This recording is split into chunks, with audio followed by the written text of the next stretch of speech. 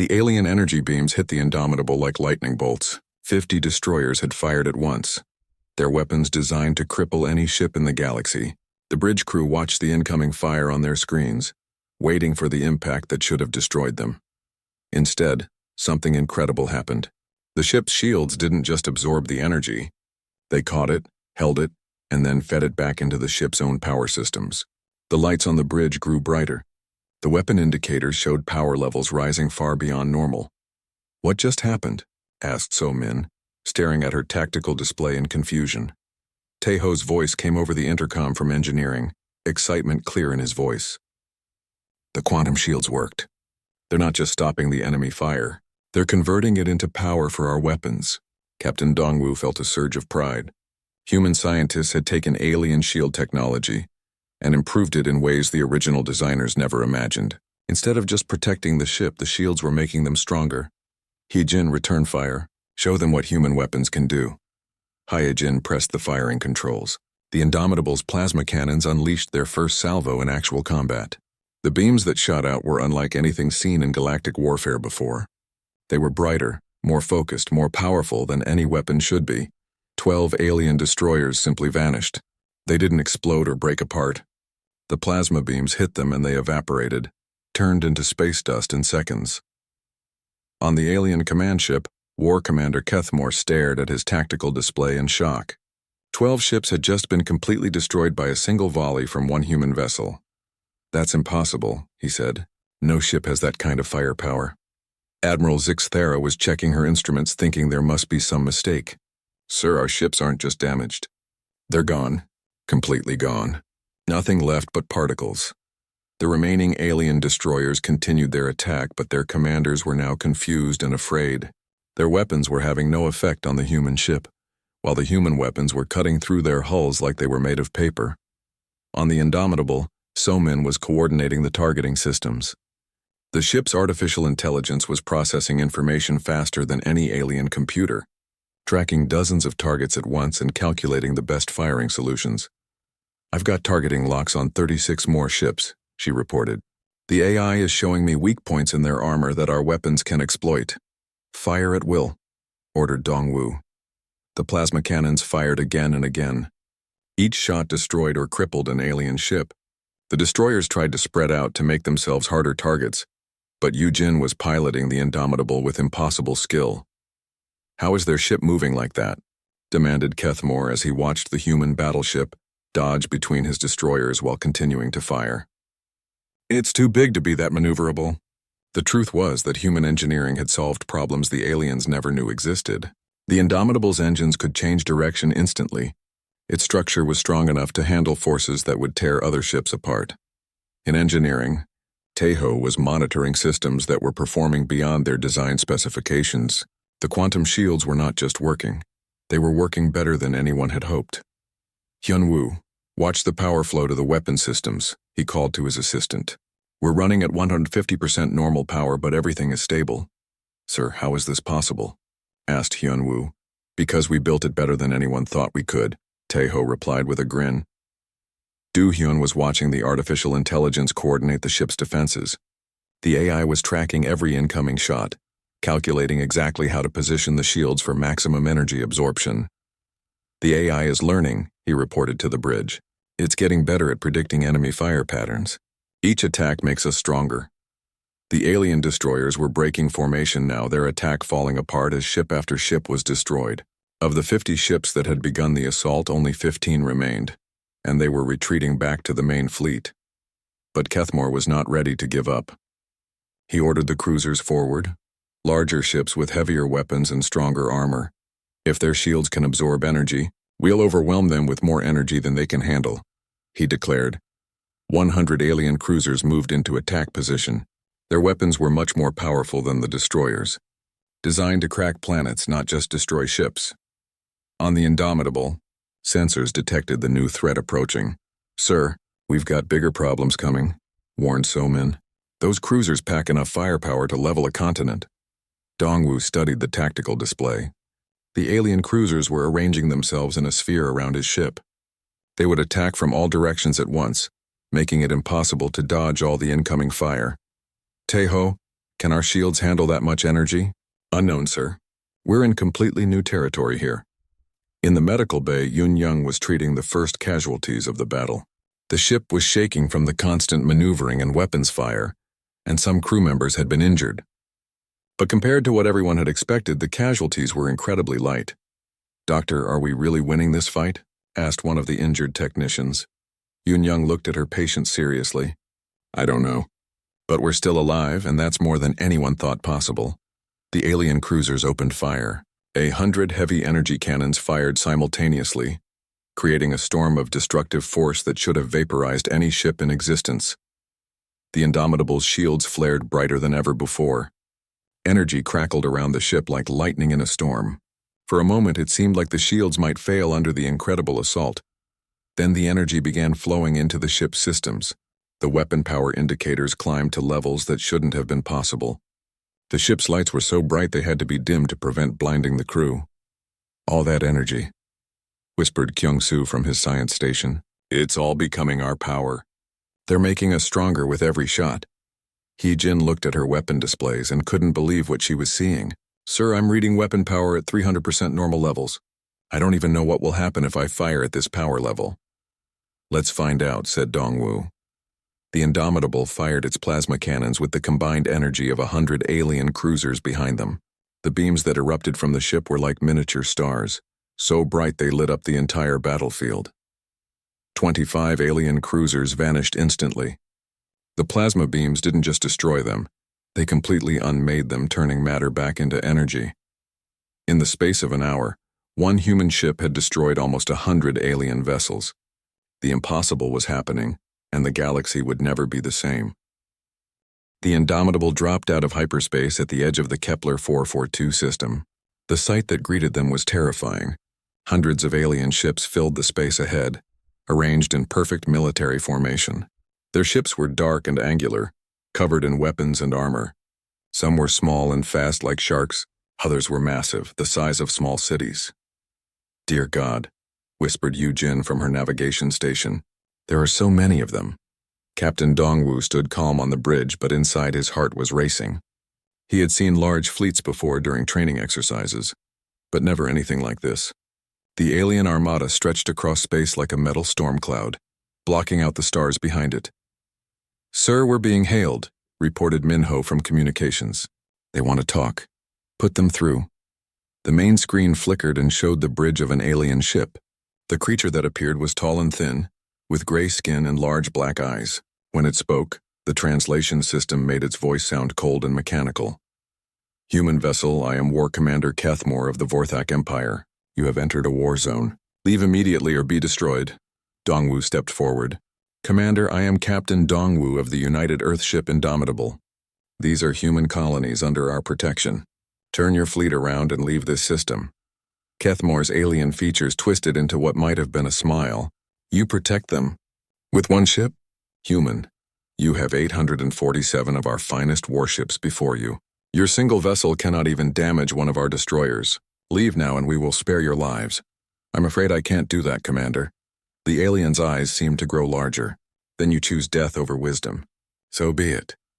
The communication ended and the bridge was quiet for a moment. Everyone was thinking the same thing. How could one ship fight almost 1,000 enemies? "Well," said Taeho over the intercom from engineering, "at least we know where we stand." Throughout the ship, the crew was preparing for what seemed like certain death. In the medical bay, Yun-young was organizing her staff. She had treated battle wounds before, but never from a fight this desperate. "Doctor, how many casualties should we prepare for?" asked one of her nurses. Yun-young looked around the medical bay. "All of them. Prepare for all of them." In the security section, Jae-sung was checking his damage control teams. These were the brave men and women who would run into burning, damaged parts of the ship to keep it fighting. "Listen up," he told his teams. "Today we're fighting impossible odds. Some of you won't make it home, but remember why we're here. 2 million people are counting on us. We don't let them down." Sung-min, one of the younger security officers, raised his hand. "Sir, what if the ship is too damaged to continue fighting?" Jae-sung looked at him seriously. "Then we fight until it breaks apart around us. That's what humans do."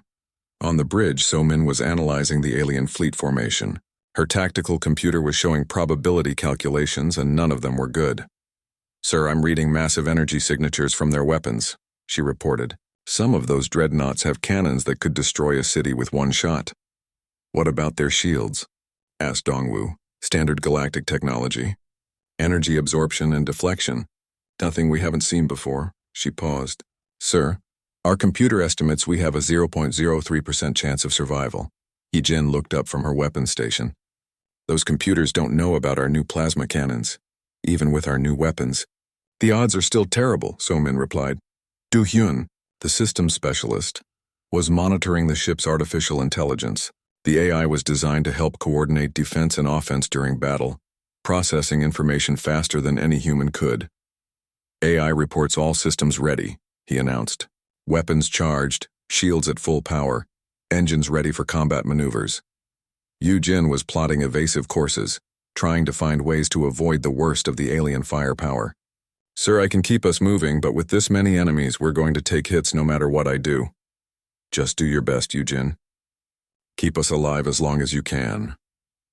In engineering, Taeho was looking at power distribution charts. The new reactor could produce incredible amounts of energy, but could it produce enough for what they needed to do? "Woojin, I want you to monitor the structural integrity of the ship," he told his damage control chief. "When we start taking hits, I need to know which systems are failing." "Understood, sir. But Taeho, can this ship really handle what we're about to do?" Taeho looked at the young engineer. "We're about to find out." Back on the alien command ship, Admiral Zixathera was giving orders to the fleet. "Begin the attack with destroyer squadrons 1 through 5, she commanded. "Target their engines first. We want them disabled, not destroyed. I want to study their technology before we finish them." Kethmore nodded in agreement. Humans are primitive, but they have achieved faster than light travel surprisingly quickly.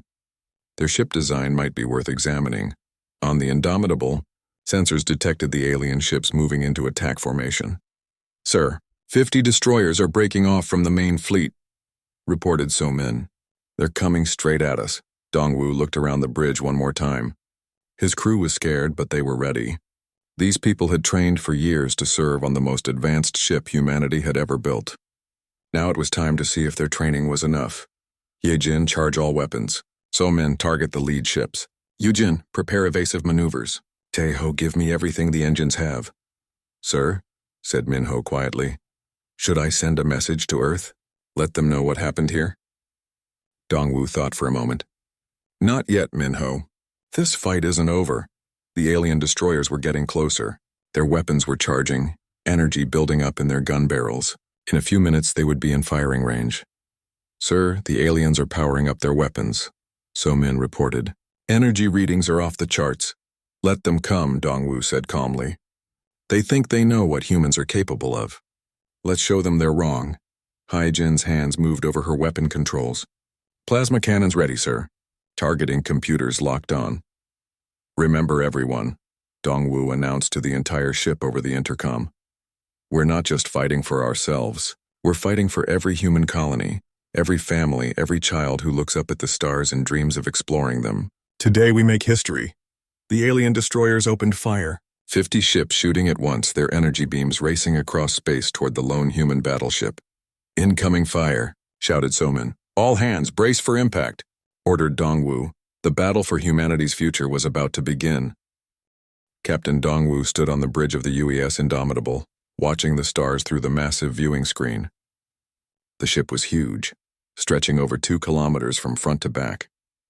It carried 2,000 crew members and represented the best technology humanity had ever built.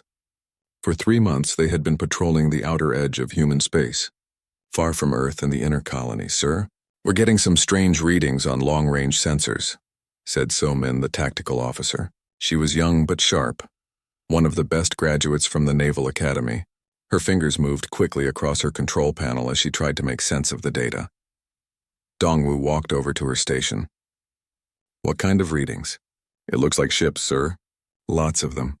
They're still far away, but they're heading toward the Kepler 442 system." So-min's face was serious. "I count at least 800 contacts, maybe more." The bridge went quiet. Everyone knew what was in the Kepler 442 system. 3 human colonies with over 2 million people. Families, children, scientists, farmers. People who had left Earth to build new lives among the stars. Could they be ours? Asked Minho from the communications station. No, So-Min replied. The energy signatures are all wrong. These are definitely alien ships. Dongwu felt his stomach tighten. Humanity had met other alien species before, but most contact had been peaceful. Trade, cultural exchange, even friendship. But there were rumors from the far edges of space. Stories of aggressive alien empires that destroyed entire civilizations. Taeho, get down to engineering, Dongwu ordered. I want all systems checked and ready. If we're going into a fight, I want every advantage we can get. Taeho, the chief engineer, was already moving toward the door. He was older than most of the crew, a veteran who had worked on ships for 20 years. Sir, the new weapon systems are still experimental. We've only tested them in simulations. Then it's time for a real test, Dongwu said. Across the galaxy, on the bridge of the Vorthak command ship, Supreme War Commander Kethmore was looking at his own tactical displays. The Vorthak Empire controlled hundreds of star systems. They had conquered 12 different alien species and added their technology to their own. Their ships were fast, their weapons were powerful, and their soldiers were trained from birth to fight. The human colonies are poorly defended, reported Admiral Zixthera. She was Kethmore's second in command, known for her ruthless efficiency.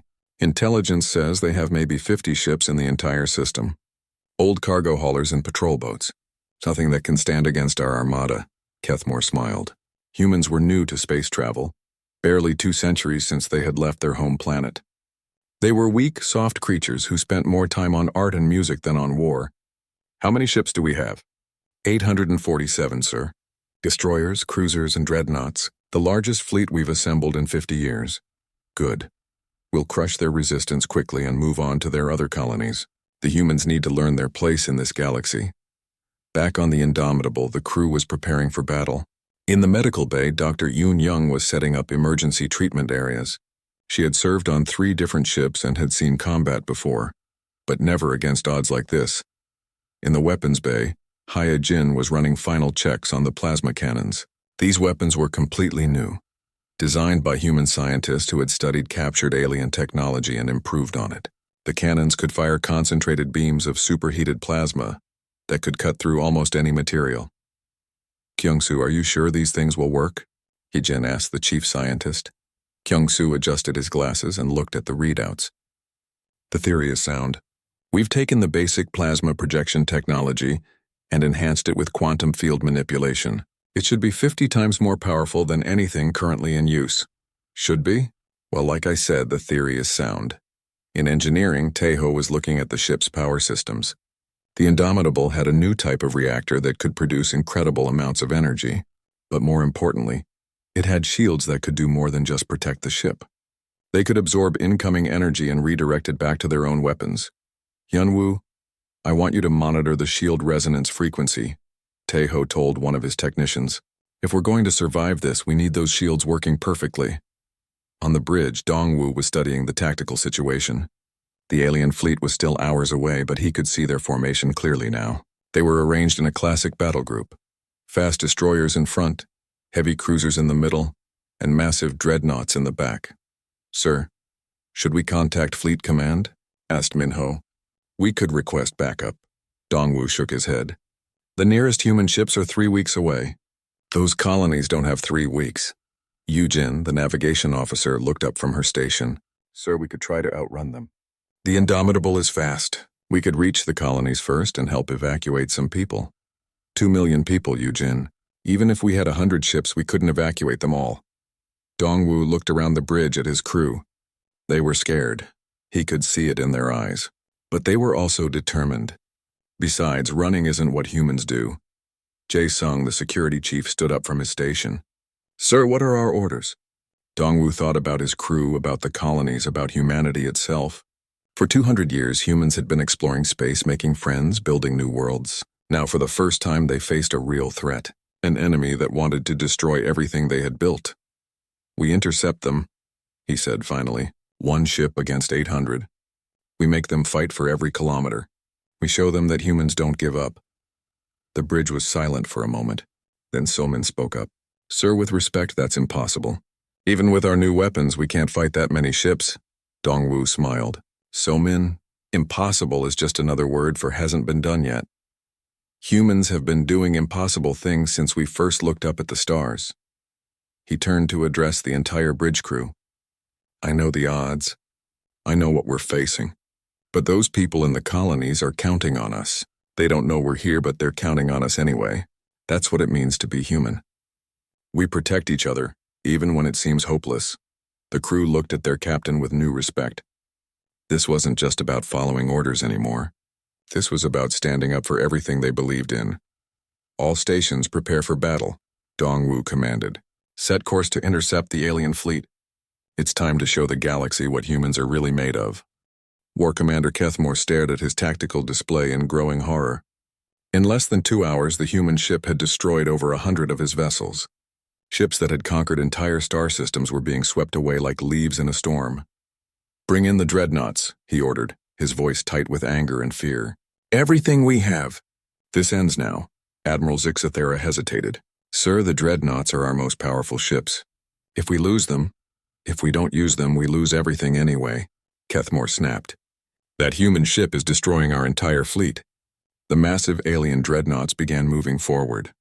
These were ships the size of cities, each one carrying thousands of crew members and weapons that could destroy moons. They were the pride of the Vorthak Empire, vessels that had never been defeated in battle. On the Indomitable, Captain Dongwu watched the new threat approaching. The dreadnoughts were enormous, their hulls bristling with more weapons than his ship had ever faced. Sir, those ships are reading as 3 kilometers long each, reported Soman. I count 47 of them moving into attack position. Energy signatures? Asked Dongwu. Off the scale, sir. Each one of those ships has enough firepower to glass a planet. But Dongwu had noticed something about the alien attacks. Their weapons all used the same basic technology, energy projection and particle beams. The same technology that his ship's shields were designed to absorb and convert. Yujin, can you get us close to that gas giant? He asked, pointing to a massive planet on the edge of the system. Yes, sir, but why would we want to do that? Because I have an idea that might just be crazy enough to work. The Indomitable changed course, racing toward the gas giant while the alien dreadnoughts pursued. The huge alien ships were slow but relentless, like giant predators chasing their prey. In engineering, Tejo was pushing the ship's systems harder than they had ever been pushed before. The quantum shields were handling incredible amounts of energy, but they were designed for exactly this kind of abuse. Sang-Ho, I need you to reroute power from non-essential systems, he called to one of his engineers. Everything goes to shields and weapons. Sir, we're already running at maximum capacity, Sang-Ho replied. I don't know how much more the ship can take. Then we'll find out together. In the weapon bay, Hyejin was working with her team to keep the plasma cannons functioning at their enhanced power levels. The weapons were performing far beyond their original design, but they were holding together. Jiho, how are the targeting computers handling the increased power? She asked her chief gunner. Jiho checked his instruments. They're working perfectly, ma'am. Better than perfectly, actually. It's like the whole ship is working better under pressure. On the bridge, Do-hyun was monitoring the artificial intelligence that coordinated the ship's defenses. The AI was learning and adapting faster than its programmers had thought possible. Sir, the AI is developing new defensive patterns, he reported. It's predicting enemy tactics before they even implement them. Minho was intercepting alien communications, listening to their increasingly desperate chatter. Sir, they're scared. I'm hearing panic in their transmissions. What are they saying? Asked Dongwu. They're calling our ship the Demon Vessel. They're saying we're using weapons that shouldn't exist. The Indomitable reached the gas giant and began using its gravitational field to execute a complex maneuver. Yujin piloted the ship around the planet's gravity well, building up speed and changing direction in ways that the pursuing dreadnoughts couldn't match. Now, ordered Dongwu. The ship came around the gas giant like a slingshot, emerging behind the alien dreadnoughts at incredible speed. Before the massive alien ships could turn to face them, the Indomitable was among them, firing at point-blank range. At this distance, the plasma cannons were devastating. The first dreadnought to take a direct hit broke apart like a toy, its massive hull unable to withstand the concentrated energy. The second ship's shields overloaded and failed, leaving it defenseless.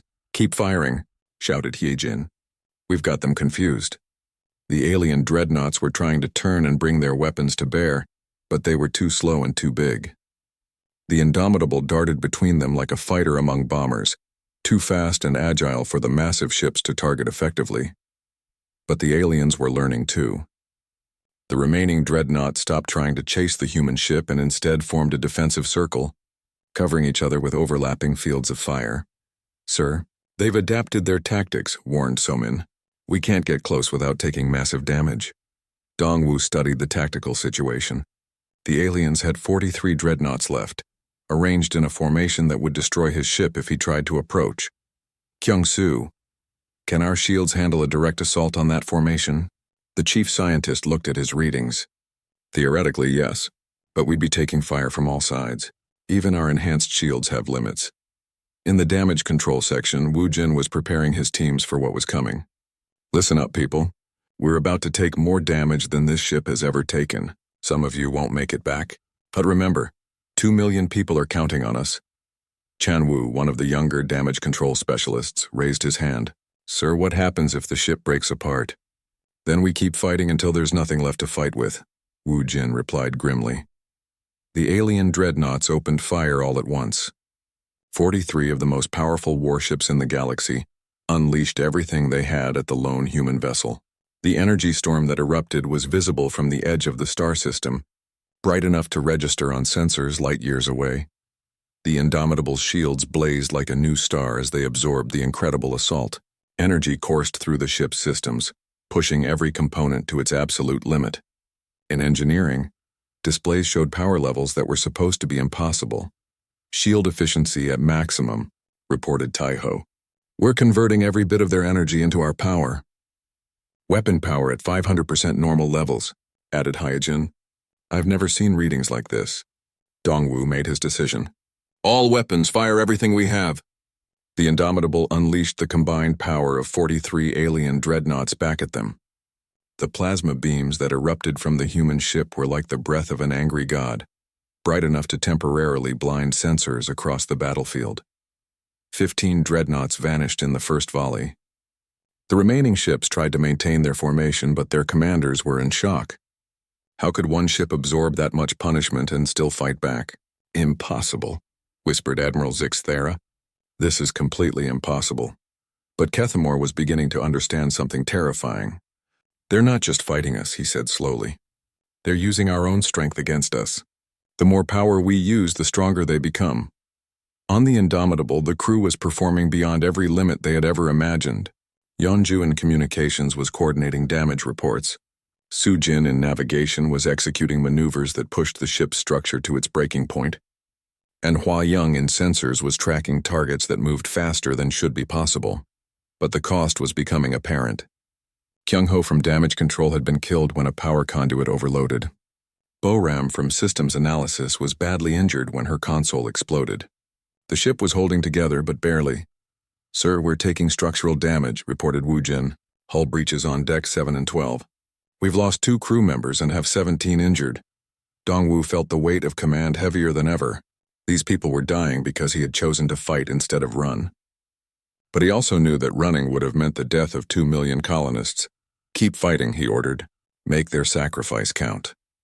The battle continued, one human ship against what remained of the alien armada. But something had changed. The aliens were no longer attacking with confidence. They were fighting like cornered animals, desperate and afraid. And in the depths of space, other civilizations were receiving reports of the battle. The impossible was happening, and word was beginning to spread across the galaxy that humanity was not what anyone had thought. War Commander Kethmore looked at what remained of his once mighty armada and felt something he had never experienced before. True fear. Of the 847 ships he had brought to crush humanity, fewer than 200 remained, and they were being destroyed by a single human vessel. "Sir, we should withdraw," urged Admiral Zixthera. "We can return with a larger fleet better prepared for their technology." Kethmore's alien features twisted with rage. "No. If word of this defeat reaches the Empire, we'll be stripped of command and executed for cowardice. We cannot let this ship survive to tell others what happened here." He opened a channel to all remaining ships. "All vessels, this is your war commander. We will destroy the human ship with our lives if necessary. Ram them, overload your reactors, do whatever it takes. No one goes home until that ship is space dust. The alien crews received their orders with growing desperation. They had families, worlds they wanted to see again. But they also knew that failure meant death anyway. Better to die fighting than face execution for cowardice. On the Indomitable, Captain Dongwu could see the alien ships changing formation. Instead of maintaining their distance and using their weapons, they were accelerating toward his ship. "Sir, they're coming straight at us," reported Somin. "All of them. I think they're planning to ram us. Can we outrun them?" Yujin checked her navigation systems. "Some of them, sir, but not all. They're coming from too many directions." Dongwu realized what the aliens were planning. If they couldn't destroy his ship with weapons, they would sacrifice themselves to ensure it didn't survive. It was a desperate tactic, but with enough ships it might work. "Taeho, can our shields stop physical impacts?" The chief engineer's voice came back immediately. "They're designed for energy absorption, sir. A ship ramming us at full speed would be like hitting a wall. Our shields might absorb some of the kinetic energy, but not all of it." In the medical bay, Hyun-young was treating wounded crew members when the ship's intercom crackled to life with Dongwu's voice. "All hands, this is the captain. The enemy is attempting a final desperate assault. They're going to try to ram us with everything they have left. Brace for multiple impacts. This is what we've been training for." Eun-young looked around at her patients. Some of them tried to get up, wanting to return to their stations despite their injuries. "Stay down," she ordered firmly. "You've done your part. Let the rest of the crew finish this." Throughout the ship, every crew member prepared for what might be their final moments. In engineering, Taeho was pushing the reactor to its absolute maximum output. If they were going to die, they would die fighting. "Sir, reactor at 180% normal output," reported Sang-ho. "I don't know how much longer we can maintain this." "Long enough," Taeho replied. "Just long enough." The alien ships came in waves. The first group consisted of damaged cruisers and destroyers, their crews having volunteered to lead the suicide attack. They accelerated to ramming speed, their hulls glowing from the friction of pushing their engines beyond safe limits. "Here they come," announced Somin. The Indomitable's weapons fired continuously, destroying ship after ship before they could reach ramming distance, but there were too many of them coming from too many directions. The first impact came from a destroyer that managed to get through the defensive fire. It struck the ship's port side, and the collision sent shockwaves through the entire vessel. The shields absorbed much of the kinetic energy, but not all of it. "Hull breach on deck 15, reported Wu Jin. "Emergency bulkheads are holding, but we've lost that entire section." More ships were coming. A cruiser made it through the plasma cannon fire and struck the ship's rear section. The impact was tremendous, knocking crew members off their feet throughout the ship. "Engines at 60% efficiency," called Yu Jin. "Maneuvering capability reduced." But the crew of the Indomitable refused to give up. Damage control teams led by brave individuals like Kyung-ho rushed into damaged sections to keep critical systems operational. When Kyung-ho was killed by an explosion, Yeon-ju took his place. When she was injured, another crew member stepped forward. "Sir, we're losing people," reported Jae-sung from security. "But everyone who can still fight is at their stations." The alien assault continued. Ship after ship threw itself against the human vessel, each impact causing more damage. But each impact also meant one fewer enemy ship to worry about. Do-hyun was working frantically to keep the artificial intelligence online as explosions rocked the ship. "AI core is damaged but functional," he reported. "It's still coordinating our defenses." Hye-jin was at her weapon station firing the plasma cannons as fast as they could recharge. "Weapon power dropping due to hull damage," she announced. "But we're still fighting." Ji-ho, her chief gunner, was injured but refused to leave his post. "Ma'am, targeting computer is partially damaged, but I can still hit them manually, then keep shooting." "Ji-ho, make every shot count." The Indomitable was badly damaged now, its hull scarred and breached in multiple places. But it was still fighting, still destroying every alien ship that came within range. Admiral Zixathera led the final wave personally, commanding the last 20 dreadnoughts in a coordinated assault. These massive ships came at the human vessel from all sides, intending to crush it between them. "This is it," announced Dongwu to his crew. "Everything we've got right now." The ship's remaining weapons fired with desperate intensity. Plasma beams lanced out in all directions, destroying dreadnought after dreadnought. But the massive alien ships were too close now, their hulls filling the view screen. The first dreadnought impact nearly broke the ship in half. The massive alien vessel struck the Indomitable's midsection, its 3-kilometer hull crashing into the human ship with the force of a meteor impact. Sparks flew across the bridge as systems overloaded. Half the control stations went dark. But somehow, impossibly, the ship held together. "Structural integrity at 15%, shouted Wu Jin. "Sir, one more hit like that and we're finished." But Taeho's voice came over the intercom, weak but determined. "Captain, I've got one more trick up my sleeve. I can overload the reactor and channel all its energy through the weapons. It'll burn out everything we have, but the power surge might be enough to finish them."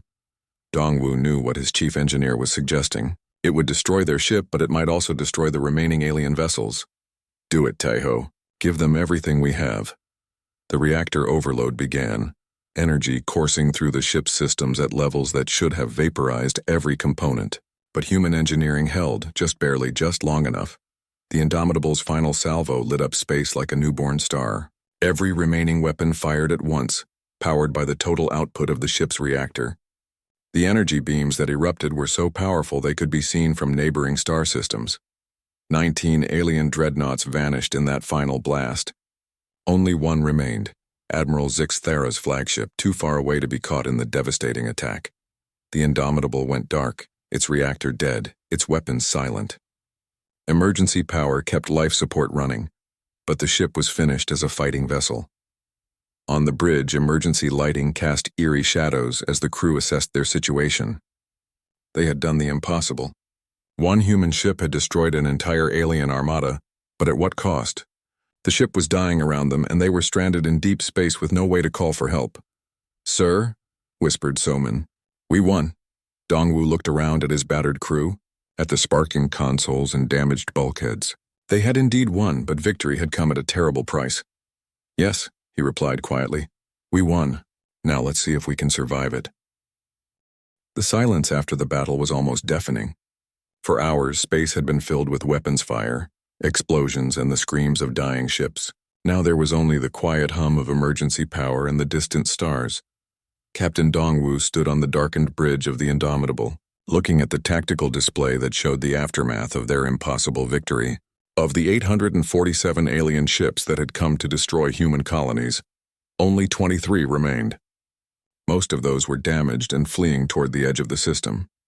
Admiral Zix Thera's flagship was among the survivors, limping away with its engines barely functional.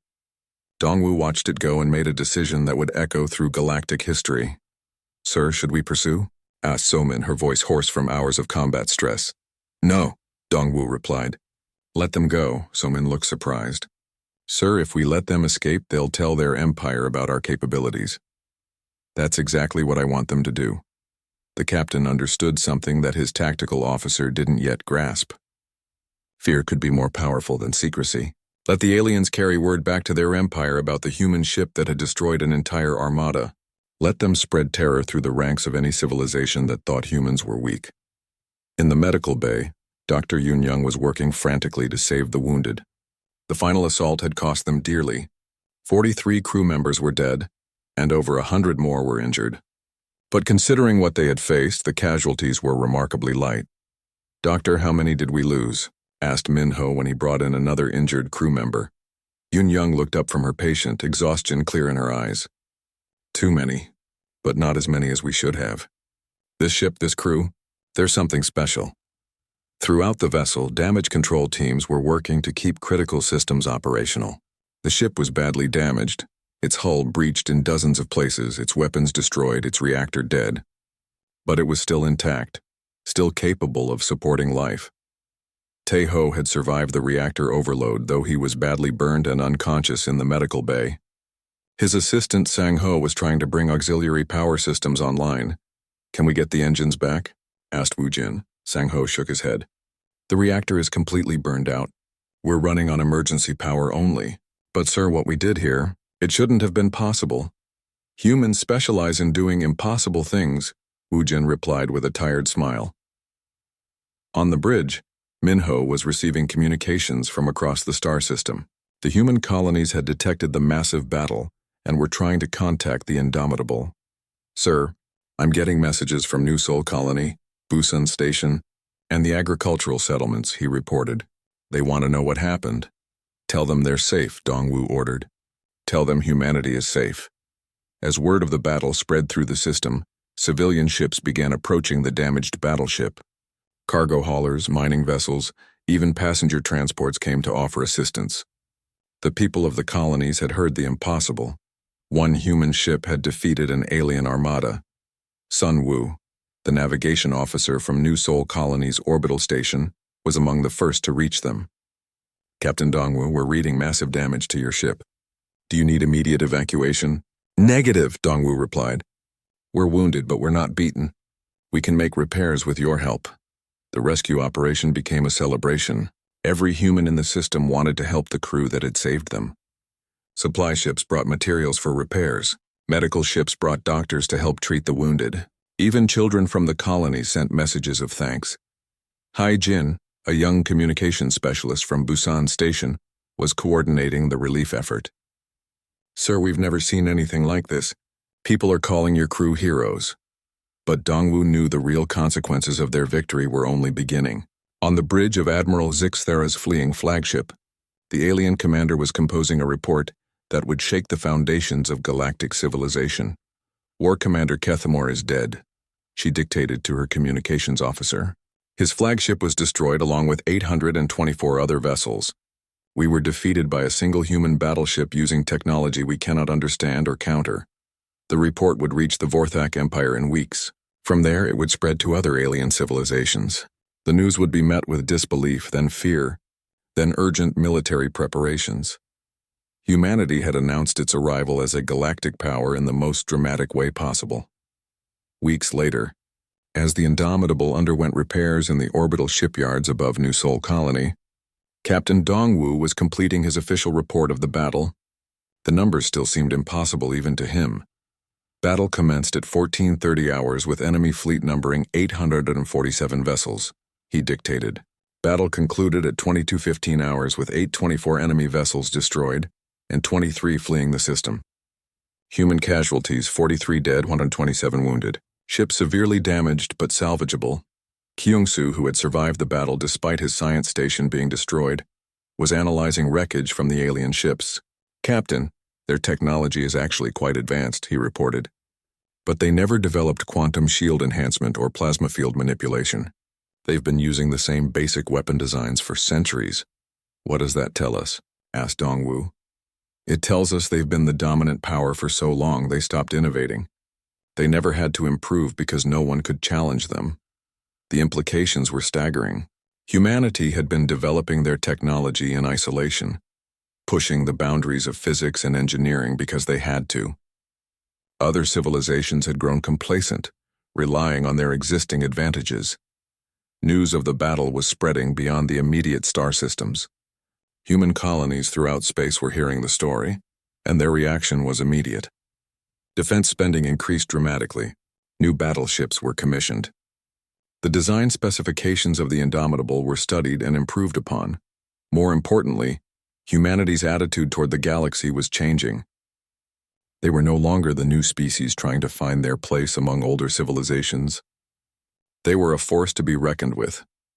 Yu Jin, who had piloted the ship through the entire battle, was now helping design new navigation systems based on what they had learned. Sir, if we can build more ships like the Indomitable, we could protect every human colony in the galaxy. That's exactly what we're going to do, Dongwu replied. The captain's final log entry would become one of the most important documents in human history. The Battle of Kepler 442 has ended with complete human victory. We have learned that our technology, our tactics, and our determination are superior to anything the galaxy has seen before. We have also learned that there are civilizations out there that view us as threats to be eliminated. Today we fought for the right to exist. Tomorrow we will fight for the right to grow and prosper among the stars. Humanity is no longer just another species trying to survive in the galaxy. We are a power that demands respect. Let word spread to every corner of space. Humanity is here, humanity is strong, and humanity will not be intimidated or destroyed. We go to the stars not as conquerors, but as protectors of freedom and defenders of peace. But to those who would threaten our people, we send this message: we are ready for you. Across the galaxy, alien civilizations were indeed receiving that message. Some were preparing for war, others were seeking alliance. All were forced to recognize a new reality. The age of human expansion had begun, and it had begun with the impossible victory of one ship against impossible odds. Captain Dongwu and the crew of the Indomitable had not just won a battle, they had changed the course of galactic history forever.